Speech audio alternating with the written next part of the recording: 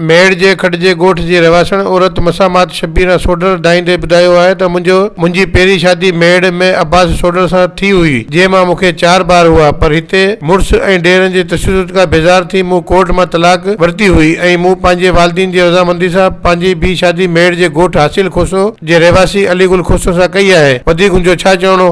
अस्सलाम वालेकुम, मुंहिंजो नालो शबीर आहे, ज़ात जी मां सोडर आहियां, रहाश मुंहिंजी मेहर जी आहे, 4 ॿारनि जी मां माउ आहियां। मूंसां वॾो ज़ुल्म कंदो हो मुंहिंजो मुड़ुसु, वॾो तशद कंदो हुयो, उनजो नालो ग़ुलाम अब्बास आहे। उन जे ज़ुल्मनि खां मां तंग थी करे तशदनि जे करे मां घरां निकितमि। घरां निकिरी करे मां हब चौंकी पहुतमि। हब चौंकी पहुची करे मां पंहिंजी सिविल कोर्ट हब चौंकी सिविल कोर्ट में मां पंहिंजो केस दाख़िल कयो खुला जो। जॾहिं इन्हनि कानूनी तरफ़ खां नोटिस विया ऐं हर शइ वई त कीअं बि मूंखे पंहिंजो न कयो ऐं 15 तारीख़ ते डिसंबर 15 तारीख़ ते कावश इख़बार बि मूं कई, उन ते बि मूं ॾिना आया पंहिंजे ॾाढ ते, पंहिंजे पैसे जे ज़ोर ते, पुलिस जे ज़ोर ते।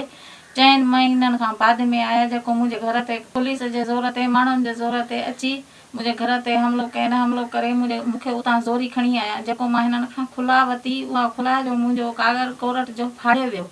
फाड़े ऐं मूंखे कोर्ट वारो कागर धागर मुंहिंजा फाड़े मूंखे उतां खणी आया। मां पुलिस सां गॾु मेहड़ थाणे ते मूंखे 7 ॾींहं रखियो वियो।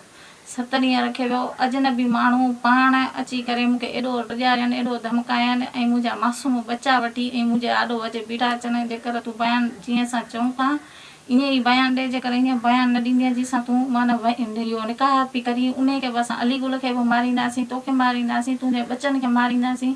पोइ वॾो ज़ालिम हुया। मां उन्हनि जे ज़ालिमनि जे ज़ुल्म खां टीरी करे जीअं उन्हनि चयो तीअं मां मेहड़ कोर्ट में अपील थी कयां दादू SP खे, DSP खे ऐं सिंध याजी खे मां न्याणी जी ज़िंदगी बचाई वञे मुंहिंजे पोयां।